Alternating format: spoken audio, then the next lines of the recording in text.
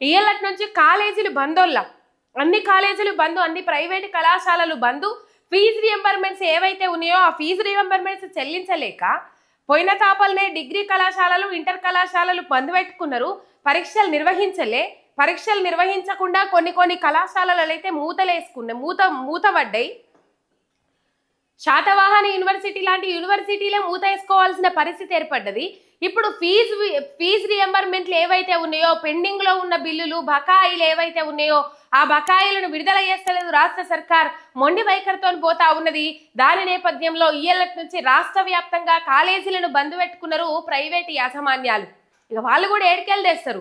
ఇప్పుడు స్టాఫ్ కు జీతాలు ఇవ్వాలి, బిల్డింగులకు రెంట్లు కట్టాలి, పిల్లలకు చదువులు చెప్పేటోళ్ళకి అన్ని విధాల teaching staff, non teaching staff ఉంటుంది, అన్ని విధాల అన్ని మెయింటెనెన్స్లు ఉంటాయి, మీద పడతా ఉన్నాయి అని చెప్పేసి మొర్రో అని మొత్తుకొని ఫీజు రియంబర్మెంట్స్ చెల్లించుర్రి అని చెప్పేసి మొత్తుకున్నా కూడా ఇంతవరకు పిల్లలకు ఫీజు రియంబర్మెంట్స్ చెల్లించకుండా పిల్లల భవిష్యత్తుతోని చెలగాట మాడుతా ఉన్నది రాష్ట్ర సర్కార్.